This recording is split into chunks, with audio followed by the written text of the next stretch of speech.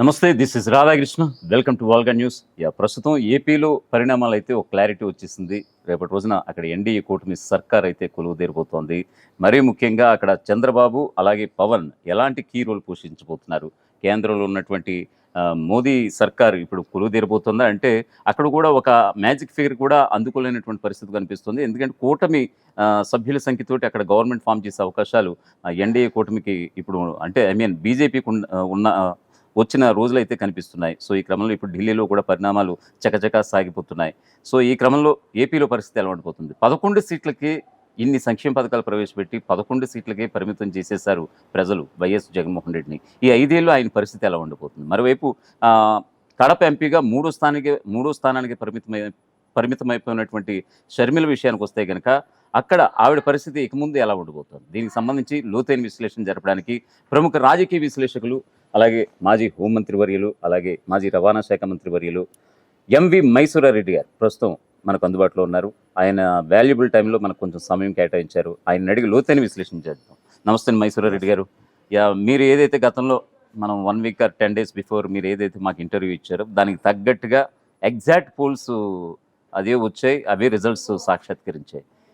నిజంగా అది ఇప్పుడు జగన్ పరిస్థితి ఏంటి సార్? ఇప్పుడు గవర్నమెంట్ వాళ్ళు 9వ తారీఖున ఎప్పుడు ఫామ్ చేసుకోబోతున్నారు అమరావతి వేదికగానే, తర్వాత విషయం 11 స్థానాలకి పడిపోవడం ఏమిటి మరీ విడ్డూరంగా?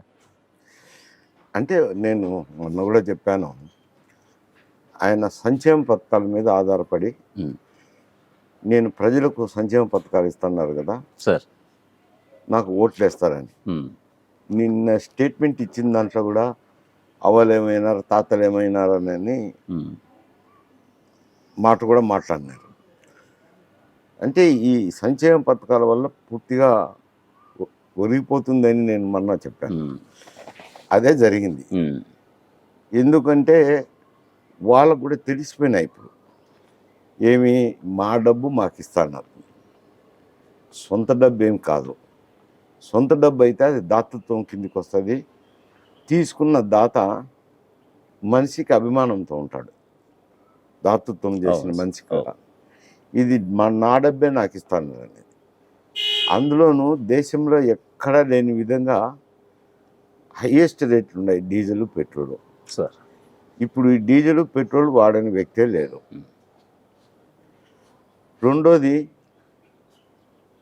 మద్యం సేవించే వాళ్ళు ప్రతి ఇంటా ఉన్నారు. అవునండి, అది కూడా దేశంలో ఎక్కడా లేని రేట్లు, ఎక్కడా లేని సరుకు. 50 రూపాయలు ఉన్న చీప్ లిక్కర్ 200 రూపాయలు సార్. వాడు కష్టపడి సంపాదించుకొని దినము అంతా కేవలం ఒక 200 రూపాయలు ఒకటే దానికి పెట్టాలా అని అంటే, అందుకని వాళ్ళు ఈయనేం సొంతం ఇవ్వలేదు కదా, మా డబ్బు మాకు ఇచ్చినారు, దాన్ని పట్టించుకోలేదు. తర్వాత ఎన్నికలు కూడా కమర్షియలైజ్ చేసినాడు అతను. ఎలా అంటారు? లాస్ట్ టైం ఒక 1000 రూపాయలు అనేది యావరేజ్ చేసినాడు. ఆయన వచ్చిందానే 1000 రూపాయలు అయింది. ఇప్పుడు 2000 అనేది యాడిస్టిక్ పెట్టినాడు ఓటుకి. అంటే కోటీశ్వరులు మాత్రమే రాజకీయాల్లోకి వస్తారు, కానీ ప్రజా సమస్యలు పట్టించుకునే వాళ్ళు రారు. కోట్లాది రూపాయలు ఖర్చు పెట్టినాక వాళ్ళు వ్యాపారంలోనో ఇంకోటి సంపాదించుకోవాలని ఉంటారు కదా, సహజమే కదా. ప్రభుత్వము ప్రజలు ప్రజా సమస్యలు అనేది పట్టించుకుంటారు. అదే జరగడంతో ఈ దినం ఏమైంది అంటే అన్ని వర్గాలకు సంబంధం ఉంది. ఈ సంబంధంతో పాటు వైఎస్ఆర్సీపీకి వ్యతిరేకమైన ఓటు చీలిపోకూడదనే స్లోగన్తో పవన్ కళ్యాణ్ గారు ఆయన కూటమిని ఏర్పాటు చేసినారు. నిజంగా ఆ కూటమిని ఏర్పాటు చేయడంలో అతని పట్టుదలే ఎక్కువ ఉంది. జైలుకు వెళ్ళి బయటకు వచ్చినప్పుడు ప్రకటించడం అయితేనేమి, తర్వాత ఆయన నీకు ఇన్నే సీట్లు అని చెప్పిన సీట్లు సర్దుకోవడం వల్ల అయితేనేమి, మళ్ళా తర్వాత బీజేపీని తీసుకొచ్చినాక వాళ్ళు ఏదో సీట్లు అడిగినారు, నీ దాంట్లోనే 3 సీట్లు ఇవ్వని 24 ఇచ్చిందే 24 బీజేపీకి 24 ఇచ్చి మళ్ళీ అందులో 3 ఇమ్మన్నారు. అన్నిటికీ సర్దుకొని త్యాగం చేసినాడు అన్న ఒక రకంగా. ఆ వైఎస్ఆర్సీపీ వ్యతిరేక ఓట్లు చీలకుండా కట్టుదిట్టం చేసినాడు అని అంటే చంద్రబాబు నాయుడు కంటే పవన్ కళ్యాణ్కే ఒక పాయింట్ ఎక్కువ ఇవ్వాల్సింది వస్తుంది.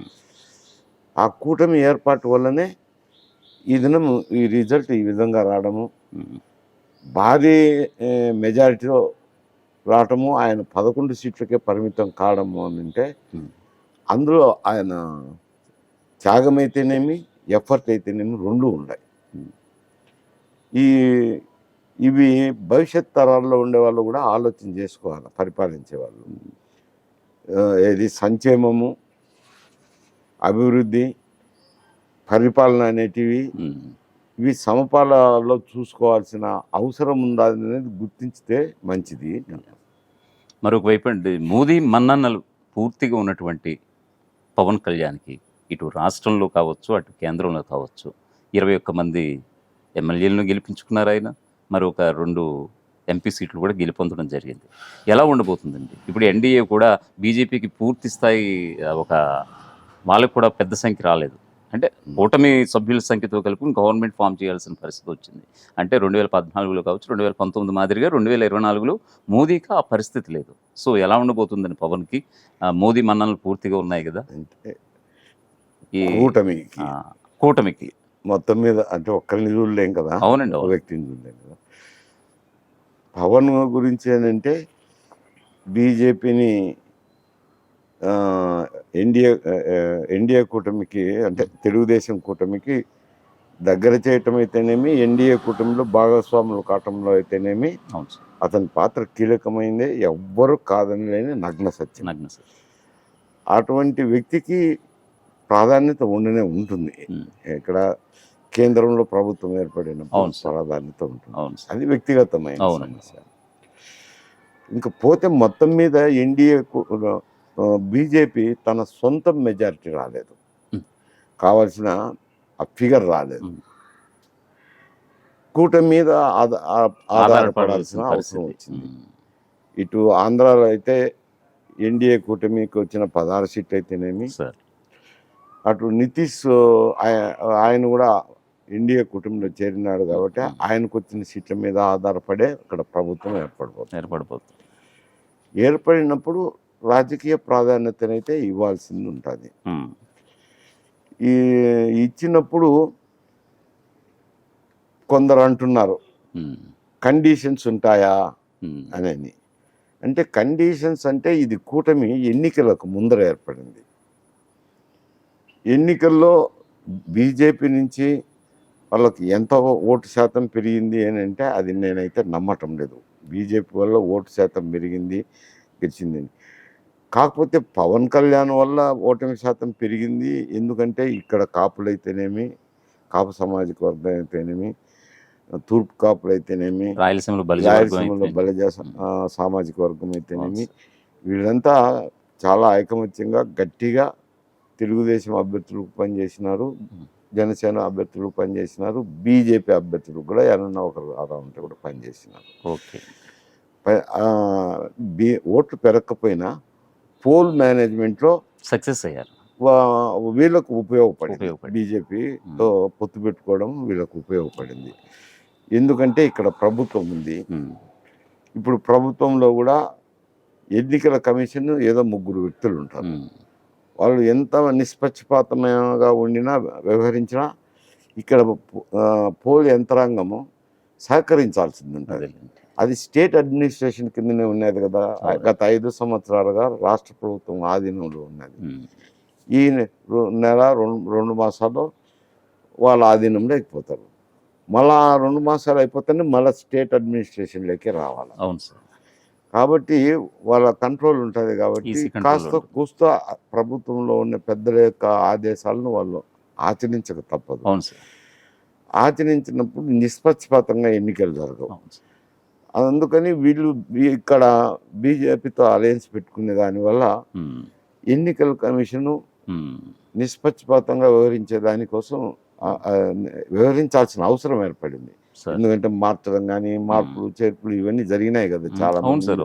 ఈవెన్ డీజీని మార్చినారు, ఐజీ ఇంటెలిజెన్స్ని మార్చినారు, చీఫ్ సెక్రటరీని కూడా పిలిపించి ఎక్స్ప్లెనేషన్ అడిగిన స్థాయికి పోయింది అని అంటే నిష్పక్షపాతంగా జరిగేదానికి ఉపయోగపడినారు, ఆ మేరకు ఉపయోగపడినారు.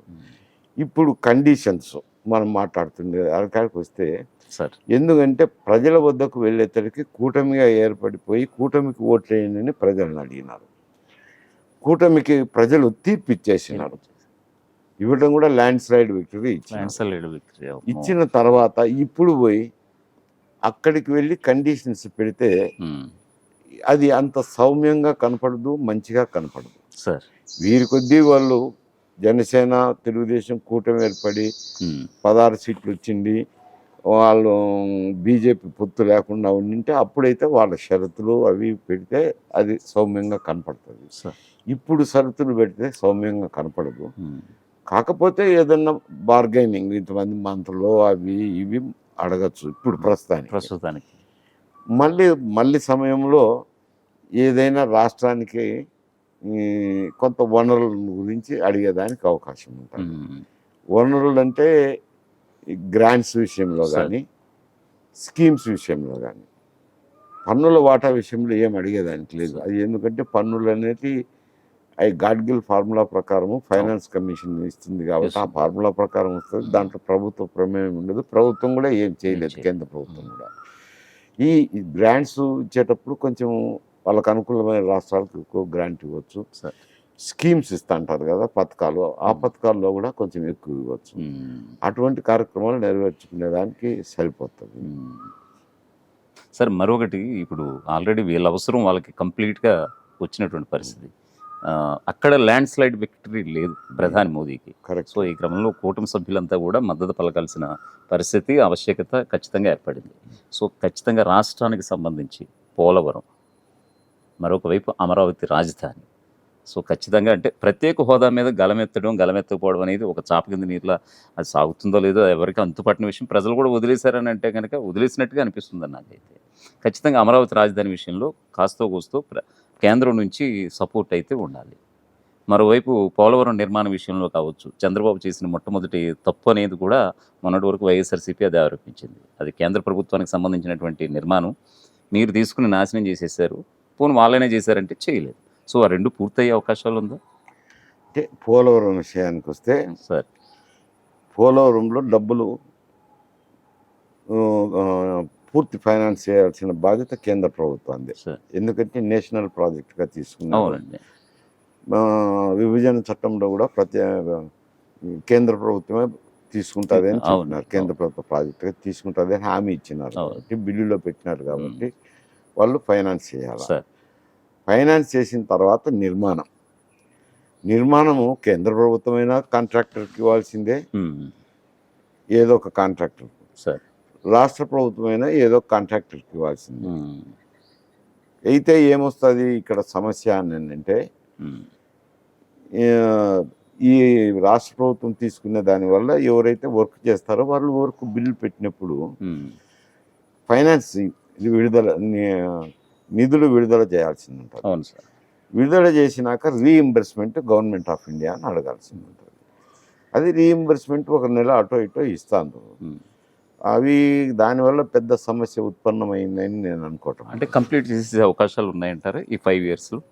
చేయొచ్చు, చేయాలనుకుంటే విల్ పవర్ ఉంటే కనుక చేయొచ్చు. మరోవైపు ఎందుకంటే కేంద్రంలో ఈ కుటుంబం మీద ఆధారపడి ప్రభుత్వం ఉంది. రెండు, వీళ్ళు రాష్ట్ర ప్రభుత్వం ఇక్కడ పనులు నిర్వహించి బిల్లులు పెట్టినప్పుడు అక్కడ నిధులు విడుదల చేసేది కూడా కొంచెం లిబరల్గా నిధులు విడుదల చేస్తుంటారు. కాబట్టి పూర్తి చేయాలనుకుంటే చేయొచ్చు. పోలవరం సమస్య లేదు.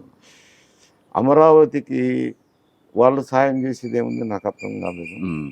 అదే అమరావతి అనేది ఈ కొన్ని కట్టడాలే ఉంటాయి కానీ ప్రభుత్వానికి కోర్టును, శాసనసభ అని, సెక్రటరేట్ అని, ఇటువంటి ప్రభుత్వానికి సంబంధించిన భవన సముదాయాలు నిర్మించుకునే దానికే ఉంటుంది. కానీ ఇంకా ప్రైవేటు ఇవన్నీ కడతారని హైదరాబాద్ ఉంది. హైదరాబాద్ అంటే అది ప్రైవేట్ ఇన్వెస్ట్మెంట్. మీరు చూడండి ఎక్కడికి పోయినా కానీ బిల్డింగ్లు కానీ అన్ని ప్రైవేట్ ఇన్వెస్ట్మెంట్ ఉంటాయి. కానీ ప్రభుత్వ కార్యాలయాలన్నీ ఆ పాత భవనాల్లో, నిజాం పాత భవనాల్లోనే ఉన్నాయి నిన్న మొన్నటి వరకు. ఇప్పుడిప్పుడే కొత్త సెక్రటరేట్ అయితేనేమి, కొత్త అసెంబ్లీ అయితేనేమి ఇటీవల కాలంలో వచ్చినట్టే కానీ మొత్తం అంత పాత భవనాల్లోనే ఉన్నాయి కదా. అవి భవనాలు నిర్మించుకునే దాంట్లో సహాయం ఏదన్నా అందిస్తే అందించవచ్చు, కానీ అవన్నీ రాష్ట్ర ప్రభుత్వం నిర్మించుకోవాల్సి వాళ్ళ ఆ క్యాపిటల్కు అంటే ఎన్ని ఇస్తారు ఇవన్నీ చేస్తారు అనేది ఒకటి మాట. ఆ స్పెషల్ కేటగిరీ స్టేటస్ అనేది మెయిన్ అది అది మరి ఆ దినము ఆయన ఎందుకు అడిగారో ఎవరికి తెలియదు. ప్రత్యేక ప్యాకేజ్ కాదు, ఏమిట్రా అని అంటే విభజించేటప్పుడు రాష్ట్రాన్ని విభజించేటప్పుడు ఆంధ్ర వాళ్ళకు కానీ రాయలసీమ వాళ్ళకు కానీ విభజన అనేది ఇష్టం లేదు. విభజించి కాంగ్రెస్ పార్టీ నష్టపోయింది కూడా పూర్తిగా కనపడుతుంది. బిల్లుకు సపోర్ట్ చేయాల్సిన అవసరం వచ్చింది సార్. అక్కడ లోక్సభలో సుచేత కురుపులాని సుష్మా స్వరాజ్ సపోర్ట్ చేసేసినారు. మరి అది పార్టీల అభిప్రాయం తీసుకుని ఆమె మద్దతు తెలిపిందో ఆమె సొంతంగా ప్రకటించిందా ఏమైందో ఏమో తెలియదు, అది ఆ పార్టీకి సంబంధించిన వ్యవహారం. ఇక్కడికి వచ్చేసరికి వెంకయ్య నాయుడు గారు ఏమంటే ఏదో ఒకటి కండిషన్ షరతు పెట్టినట్టు ఆ షరతు అమలు చేస్తామంటే మేము మద్దతు ఇచ్చినామని చెప్పుకునేదానికి అవకాశం ఉంటుందని బీజేపీ పెద్దలతో మాట్లాడి అది ఏదో స్పెషల్ కేటగిరీ స్టేటస్ అని అడిగినారు. అడిగితే ఆ ప్రధానమంత్రి గారు కూడా హామీ ఇచ్చారు పార్లమెంట్లో. బిల్లులో లేదండి. అప్పుడు బీజేపీ కూడా 10 years కావాలండి. బిల్లులో లేదు, పార్లమెంట్లో ప్రధాని హామీ ఇచ్చినారు.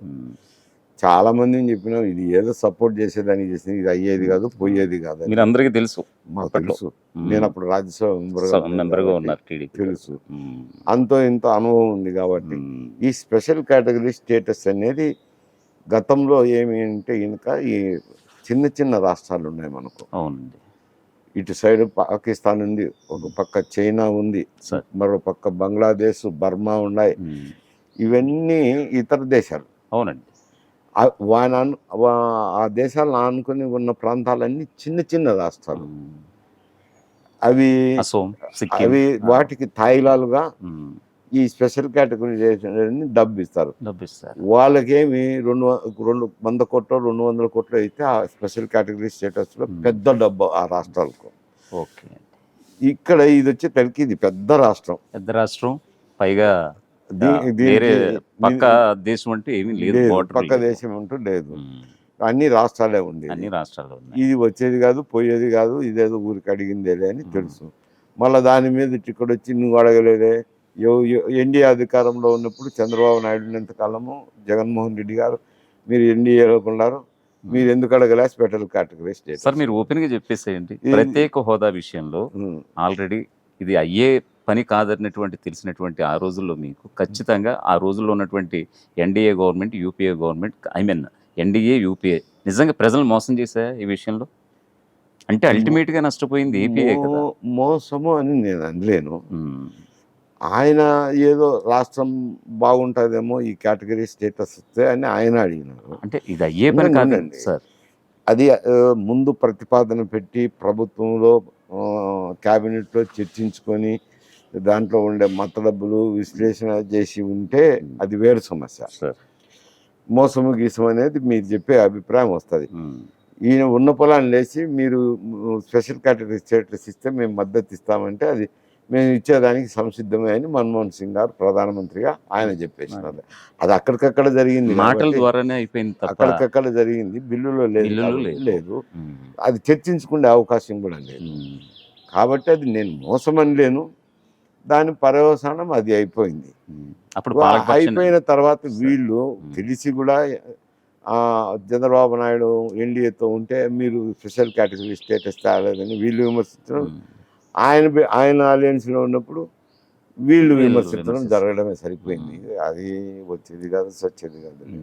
సో కాకపోతే ఇప్పుడు ఏమంటే ఈ కొన్ని గ్రాంట్స్ కానీ ఈ స్కీమ్స్ కానీ తెచ్చుకునేదానికి అవకాశం ఉంటుంది. ఎందుకంటే వీళ్ళ మీదనే ఆధారపడి ఉన్నారు కాబట్టి పోలవరంకు నిధులను ఇటువంటివన్నీ తెచ్చుకునేదానికి ఒక అవకాశం ఉంటుంది. Okay sir. Landslide victory కొట్టినటువంటి ఇటు కూటమి నేతలకి, మరోవైపు 11 స్థానాలకి పరిమితం చేసినటువంటి ఇటు వైఎస్ఆర్సీపీ విషయానికి వస్తే కనుక ఆల్రెడీ సంక్షేమ పథకాలు మీ జేబులోంచి ఇస్తున్నారా, ఇది ప్రజాధనమే కదా అని మీరు ఇందాక తొలిగా చెప్పారు. సో ప్రజలు అంటున్నారు. సంక్షేమ పథకాల విషయం పక్కన పెడదాం సార్. ఆయన ఇంకా ప్రధానంగా సొంత నిర్ణయాలు, ప్రజలకి నచ్చినటువంటి విషయాలు ఏం తీసుకున్నారు సార్? ఎవరు? జగన్మోహన్ రెడ్డి. జగన్మోహన్ రెడ్డి ఆయన గొయ్యిని ఆయనే తవ్వుకోవడం గల కారణాలు ఏమిటి? అంటే ప్రధానమైనటువంటి ఆయన మెయిన్గా డిపెండ్ అయింది సంక్షేమ పథకాలు ఇచ్చినాను. నవరత్నాలు. ఆ సంక్షేమ పథకాల వల్ల లబ్ధి పొందిన వారంతా నాకు ఓటేస్తా ఉన్నారు. సార్ దాంట్లో కొందరికి అబ్బుతాయి, కొందరికి అబ్బవు. ఏ రకరకాల సమస్యలు ఉన్నాయి. సరే అబ్బినా ఈయన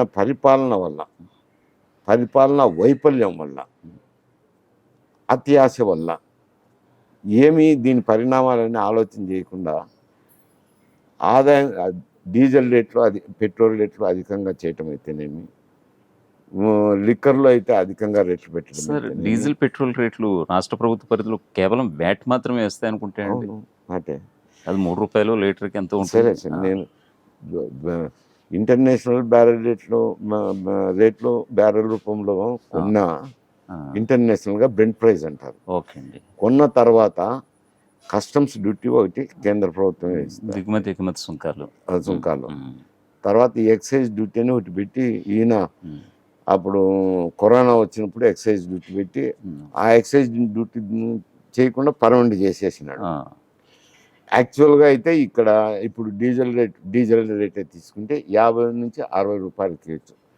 ఇంటర్నేషనల్ బ్రెంట్ ప్రైస్ తీసుకొని దాని ప్రకారం క్యాలిక్యులేట్ చేసి ట్యాక్స్ వేసినప్పుడు ఒక 25 రూపాయలు ఈయన ఎక్సైజ్ డ్యూటీ 25% పెంచి పెట్టినారు మోడీ గారు కూడా. పెట్టిన తర్వాత వచ్చే వ్యాట్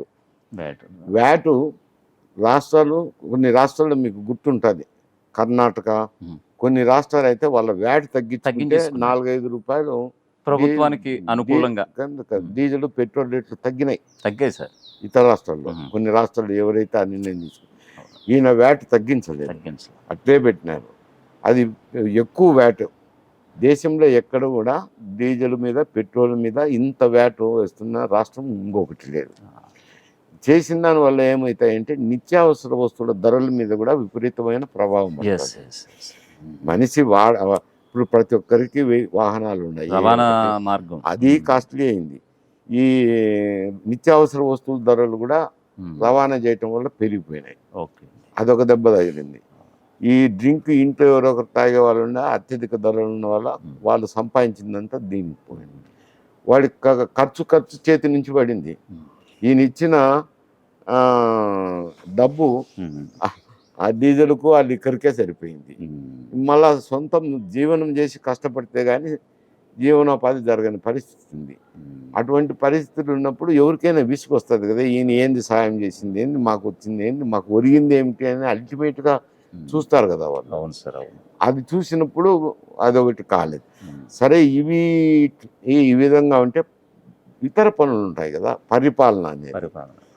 పరిపాలన ఆయన మీద దృష్టి కేంద్రీకరించింది. అస్తవ్యస్తమైపోయి అవినీతి పెరిగిపోయింది, భారీగా అవినీతి పెరిగిపోయింది. ఎవరు ఏం పని కావాలన్నా కానీ ఏదో ఒక రూపంలో చెల్లించితేనే కానీ పని జరగటం లేదు. పరిపాలన అనేది లేకుండా పోయింది. పోలీసులను అధికార యంత్రాంగానికి అనుకూలంగా అధికార పార్టీకి అనుకూలంగా వ్యవహరించిన దానివల్ల ఇతరులకు నష్టం జరిగింది. ఇతర పార్టీలకు చెందిన వాడు బాధితుడైనా వానికి న్యాయం జరగకపోయింది పరిపాలన వచ్చేసరికి. ఇవన్నీ ఇటువంటివి పరిపాలన దృష్టి కేంద్రీకరించకపోవడంతో భూ సమస్యలు కానీ ఇతర సమస్యలు వచ్చాయి. ఆ భూ సమస్యలకు తోడు మళ్ళా ల్యాండ్ యాక్ట్ ఒకటి పెట్టాడు. దానివల్ల మరిన్ని సమస్యలు, కొందరికి 5 సెంట్లు పోవడము, కొందరికి 5 సెంట్లు రావడము, ఆ పాస్బుక్ మీద ఆయన ఫోటో పెట్టుకోవడము, రిజిస్ట్రేషన్ చేస్తే కనుక ఒరిజినల్స్ ఇవ్వము అనడం, ఇటువంటివన్నీ అవకతవకలన్నీ. ఇవన్నీ కూడా ప్రజల మనస్తత్వంలో ఈయన ఏందో చేస్తున్నారు, కొంప ముంచేటట్టుండాలనే కాడికి వచ్చేసింది.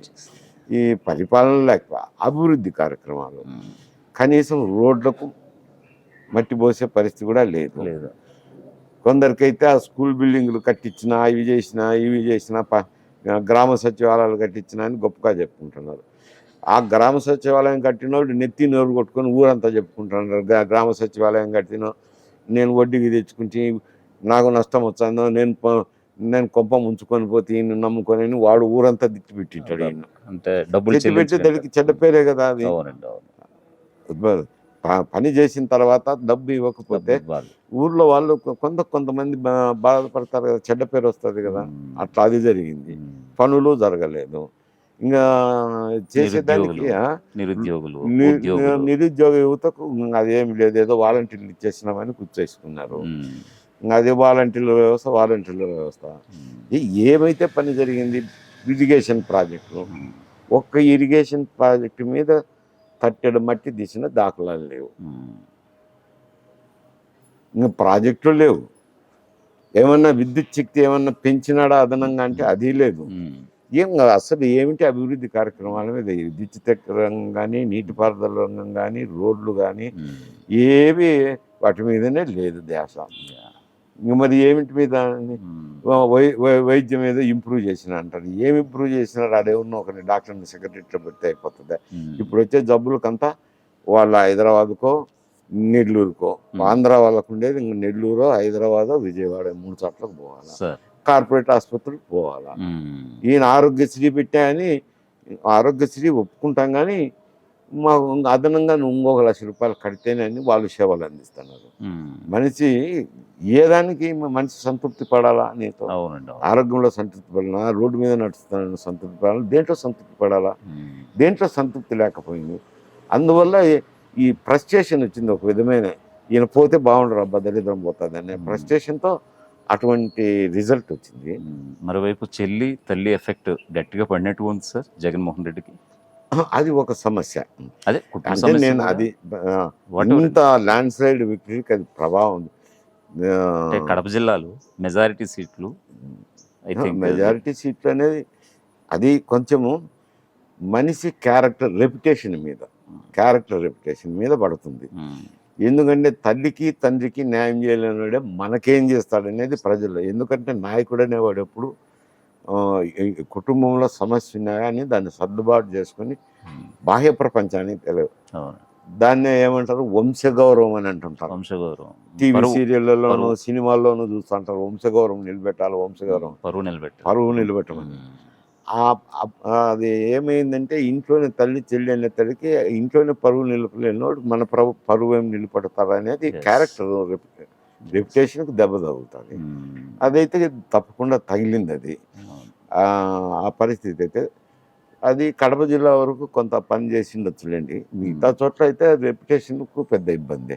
అందువల్ల ఇటువంటివన్నీ ఉన్నందువల్లనే ఆ ల్యాండ్ స్లైడ్ విక్టరీలో ప్రభావం ఉంది. అంటే ఇవాళ ఫలితాల వరకు చూసుకుంటే రేపటి రాజకీయ భవిష్యత్తు ఆమెది చూసుకుంటే కనుక మరోవైపు ఇండియా కూటమి కూడా ఒక మెజార్టీ స్థానాలు వచ్చి, అంటే తనకున్నటువంటి స్థానాలు అసలు ఊహించినటువంటి స్థానాలు వచ్చాయి కాంగ్రెస్కి, ఇండియా కూటమికి కేంద్రంలో. సో ఆవిడ భవిష్యత్తు ఎలా ఉండబోతుంది? ఓడినా గెలిచినట్టే అని అనుకోవచ్చు.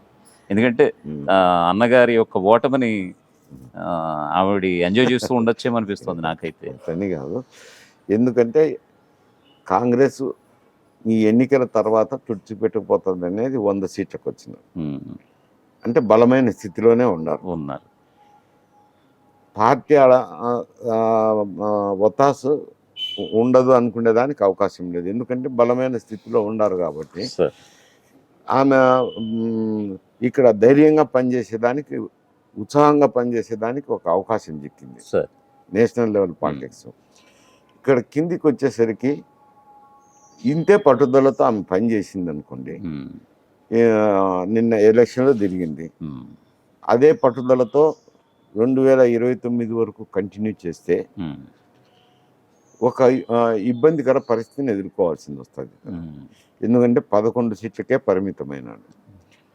పార్టీని, నాయకుల్ని నిలుపుకోవాలా, అట్లా ప్రభుత్వాన్ని ఎదుర్కోవాలా. ఈ కేసులు ఒక దిక్కు, కోర్టులో కేసులు ఉన్నాయి. ఇన్ని రకాల సమస్యలన్నీ అతని చుట్టూరు ముసురు చుట్టుకుంటాయి. రేపు అధికారం పోతానే, ఈ అధికారంలో ఉన్నంత వరకు కనపడలేదు కానీ అధికారం పోతానే వస్తాయి అవన్నీ.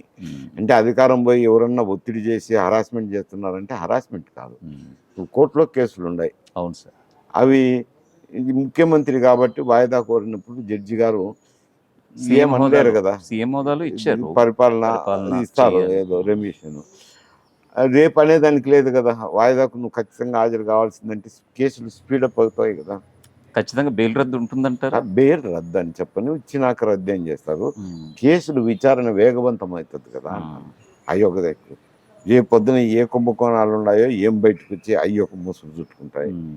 ఇట్లా రకరకాలు ఉంటాయి. ఆల్రెడీ ఈ రోజే మాజీ మంత్రి డొక్కా మాణిక్య వరప్రసాద్, టీడీపీకి సంబంధించిన నేత, మొన్నటి వరకు వైఎస్ఆర్సీపీలో ఉన్నారు ఆయన.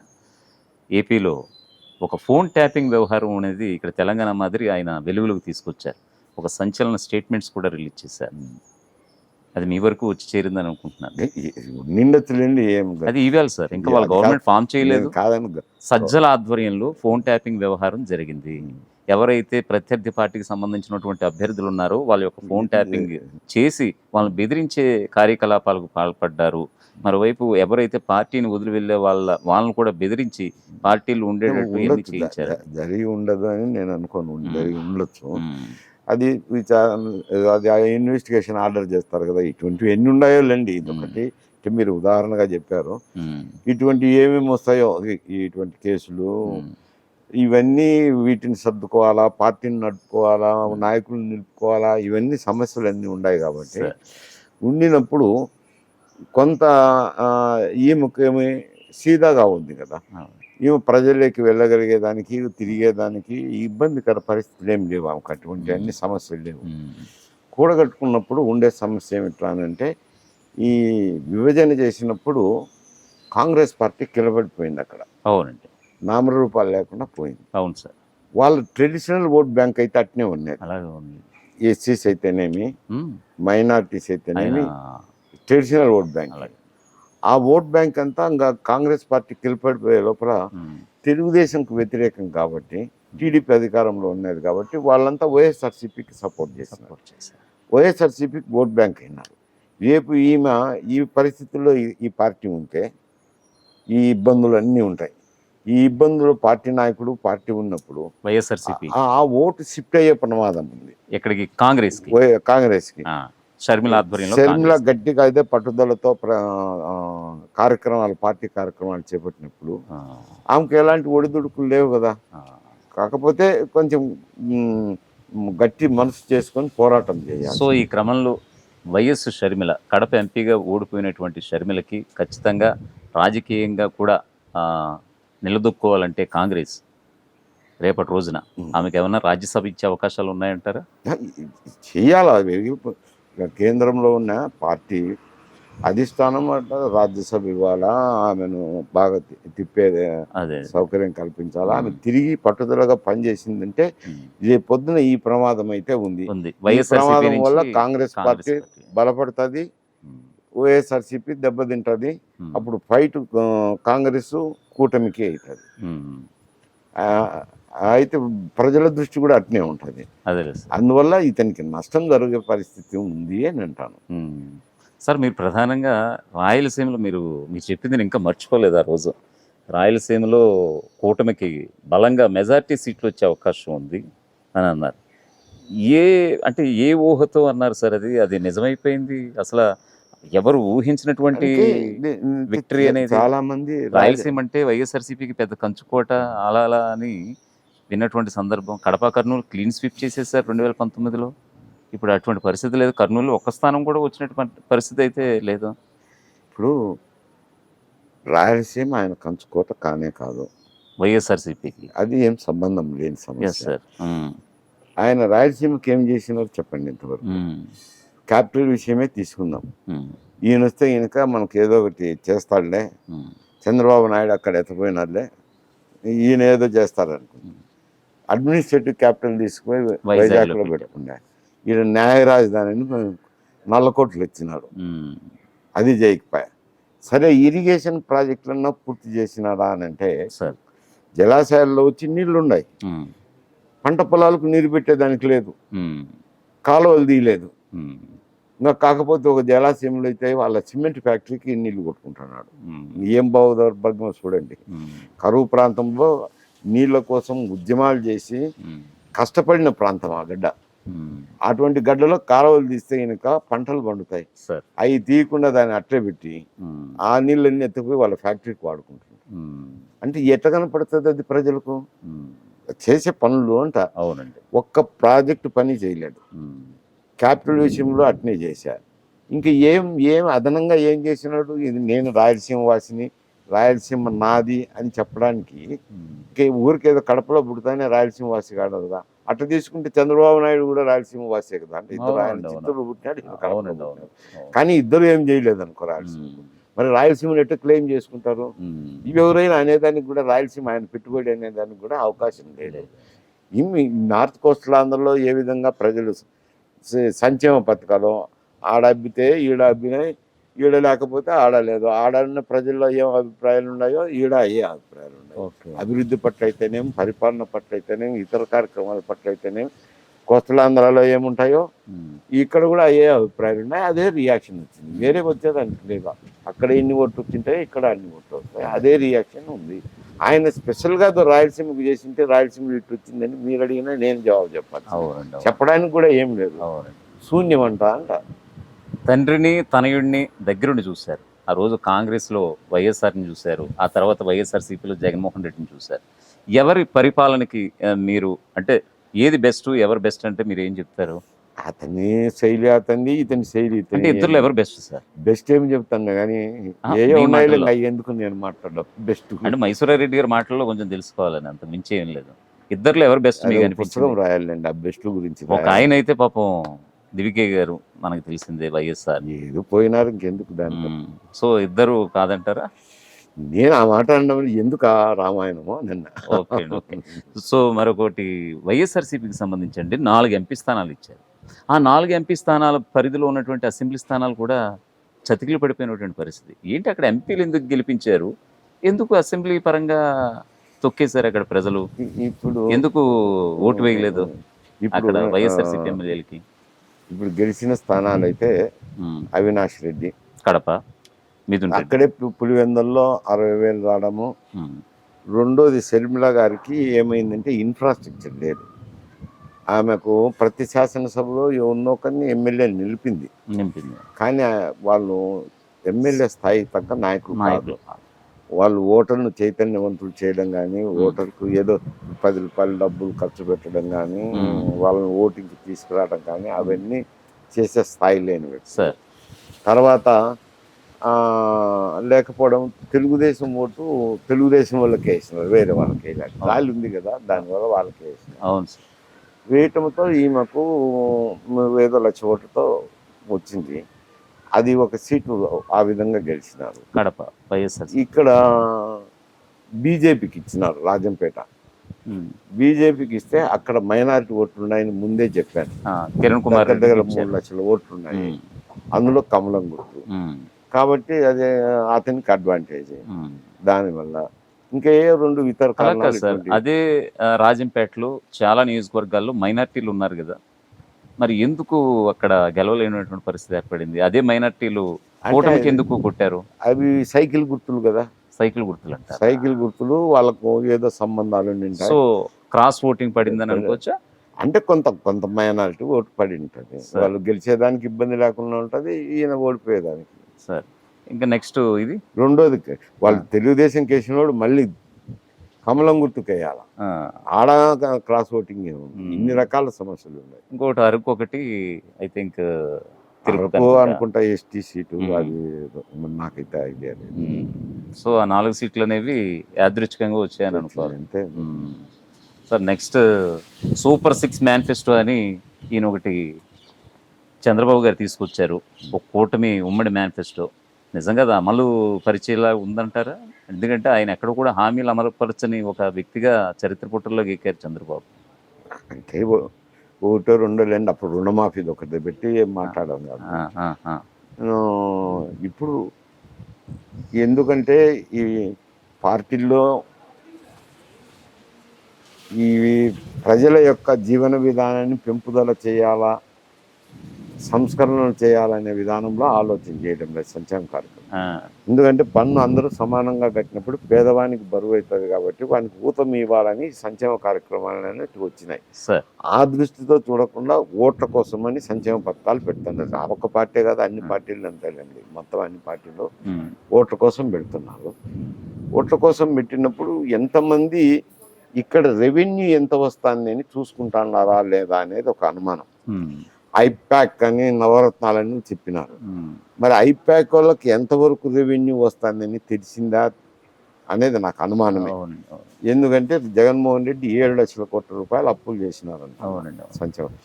ఈ ఐప్యాక్ వాళ్ళకి కూడా రెవెన్యూ ఎంత వస్తుంది, ఈ స్కీమ్ పెడితే ఎంత ఖర్చు అవుతుంది అనేది ఆ అంచనాలు ఉన్నట్లేదు. అవును, అవును. ఇప్పుడు ఏదో ఈ స్కీములు పెడితే ఓట్లు వస్తాయని పెట్టినారు. ఈయన కూడా పెట్టినారు. పెట్టినాక అమలు చేయకపోతే ఈయనకి ఏం గతి పడుతుంది? ఇప్పుడు అంటే ప్రజలు జగన్మోహన్ రెడ్డికి ఏం గతి పట్టిందో అదే గతి అది పడుతుంది. కాదు సార్, ఇన్ని సంక్షేమ పథకాలు ప్రవేశపెట్టి 100% అమలు పరిచానని అంటున్నారు జగన్మోహన్ రెడ్డి. అమలు పరిచిన ఆయన పరిస్థితే ఇలా ఉంటే అసలు అంటే సంక్షేమం కాదు ముఖ్యం, ఏదో ఒకటి చేయాలి రాష్ట్రాన్ని. అది నేను సంక్షేమంలో ఓట్లు వస్తాయని కాదు. ఉమ్, ఇప్పుడు ఓట్లు వస్తాయనుకొని మీరు సంక్షేమం పెట్టి నీవు ఒక ప్రభుత్వాన్ని పాలించే పెద్దగా నీవు ఒక మాట ఒక రాజకీయ పార్టీగా ఒక మేనిఫెస్టో పెట్టిన తర్వాత ప్రజల ఆశలు కల్పించిన తర్వాత ఆ మేనిఫెస్టోను అమలు చేయాల్సిన బాధ్యత మీ మీద ఉంటుంది. ఎందుకంటే మాట నిలుపుకోవాలి. ప్రజల దగ్గరికి వెళ్ళే తలకి మాట నిలుపుకొని మళ్ళీ పోయి ఓట్లు అడగాలి. సార్ నువ్వు మాట నిలుపుకోకపోతే మళ్ళీ నిన్ను ఇంటికి పంపిస్తారు. అందుకని నిలుపుకోవాల్సిన పరిస్థితిలో ఇంకా అప్పు చేసో సప్పు చేసో ఆదాయం పెంచుకొనో అవి అమలు చేయాల్సిందే. చెప్పిన మాటలు మాత్రం అమలు చేయాల్సిందే. జగన్ ఆయన ఏదైతే మాటలు మూటగట్టుకున్నాడో అవే మాటలు రేపు అన్న రోజు 2029కి ఈయన కూడా మూటగట్టుకునే అవకాశం ఉంది.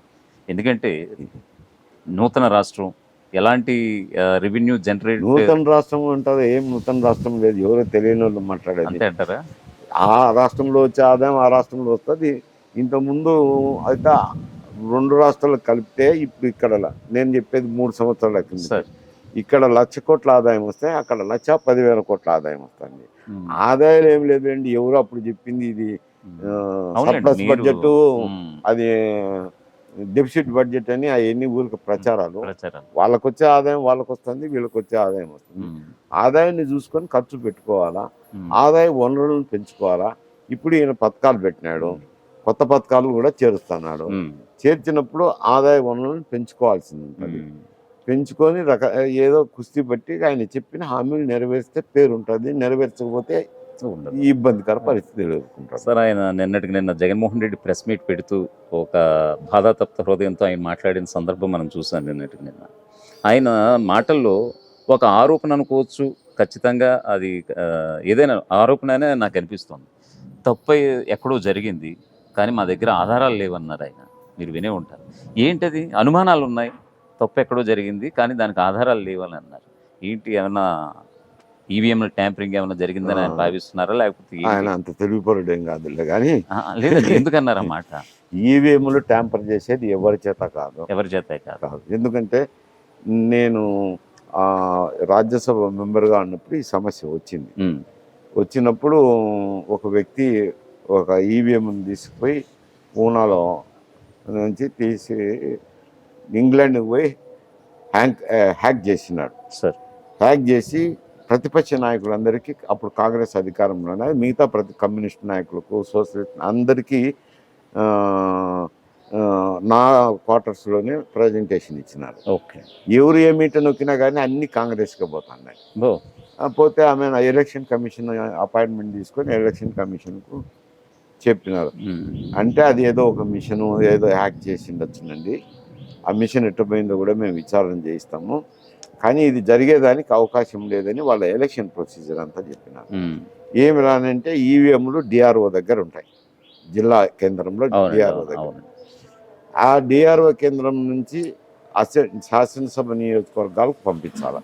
పంపించే ముందు పొలిటికల్ పార్టీస్ని పిలిపించి వాళ్ళను ఒక 10 మెషిన్లు తీసుకురమ్మని డెమో ఇస్తారు.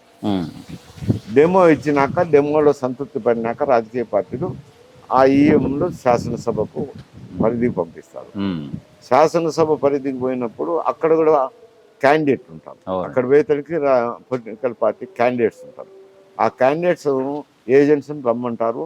అక్కడ కూడా ఒక 10 మెషిన్లు డెమో ఇచ్చినాక మళ్ళా తాలూకా నుంచి నియోజకవర్గ పరిధి నుంచి గ్రామానికి పోతాయి.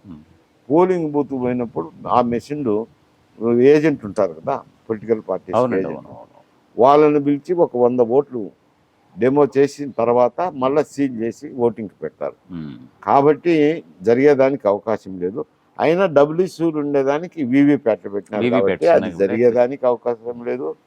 అవి ఏదో ఓడిపోయిన వాళ్ళు మాట్లాడే మాటలు, అది ఈవీఎంల గురించి మాట్లాడింటే అదైతే పొరపాటు. అదే ఆయన నిన్న అది చెప్పారు ఈవీఎంల లేండి గురించి ప్రధాని. మాట్లాడినారో ప్రజల గురించి మాట్లాడినారో నాకు ప్రజల తెలియదు. మీద కక్ష కడతారా? కాదు, నేను ఏమిటి గురించి మాట్లాడినారో, అదే. ఎక్కడ పొరపాటు జరిగిందంటే ఆయన పరిపాలన పొరపాటు గురించి మాట్లాడినారో, లేక ఈవీఎంలో పొరపాటు జరిగిందని మాట్లాడినారో నాకు తెలియదు. కాబట్టి ఈవీఎంలు అయితే జరిగే అవకాశం లేదు. అవకాశం. ఇది ఓడిపోయిన వాళ్ళు చేసే ఆరోపణ తప్ప అంతకు మించి ఏమి లేదు. సార్ ఇప్పుడు జగన్ విషయానికి వస్తే కనుక తల్లి చెల్లి మీద ఏమైనా కక్ష సాధింపు చర్యలు ఏమైనా తీసుకునే అవకాశం ఉందా? అంటే ఐ మీన్ జగన్ గారు ఇంకా ఆ కక్ష కుటుంబాల యొక్క వైరం ఇంకా పెరిగే అవకాశం ఉందంటారా? నేను అది ఆయన కత్తి సాధించేది ప్రభుత్వంలో ఉంటే కత్తి సాధింపు అంటే ఒప్పుకుంటాను. కుటుంబం పరంగా అండి. కుటుంబ పరంగా ఆయన పరిష్కారం చేసుకోవాల్సిన సమస్యలు ఉన్నాయి, పరిష్కారం చేసుకోవచ్చు. సార్ ఇప్పుడు ఆమె ఒక పార్టీకి నాయకురాలైంది. ఇప్పుడు కృపలాని కుటుంబమే ఉంది కదా. కృపలాని ఒక పార్టీలో ఉండే, సుచేత కృపలాని ఒక పార్టీలో ఉండే. అవును సార్. అట్లా జరగచ్చునేమో, కాదని లేను కదా. అదే. ఆయన వైఎస్ఆర్సీపీలో ఉండొచ్చు, ఈమె కాంగ్రెస్ పార్టీలో ఉండొచ్చు. కుటుంబ సమస్యలు అయితే ఉన్నాయి, అవి పరిష్కారం చేసుకోవాల్సిందే. పరిష్కారం అయిన తర్వాత ఇద్దరు రాజీ పడతారా లేదా అనేది సమస్య. అది ఒక పార్టీకి అధ్యక్షత వహించి పార్టీకి బాధ్యతలు వహించేటప్పుడు కొంచెం క్లిష్టతరమైంది ఆ నిర్ణయం. ప్రధాన ప్రతిపక్ష హోదా కూడా దక్కలేనటువంటి జగన్ ఆయన అసెంబ్లీకి వెళ్ళే అవకాశాలు ఉంటాయా? ఆయన ఇష్టం పోవచ్చు. శాసనసభ్యుడిగా మాట్లాడేదానికి ఆయనకు హక్కు ఉంది.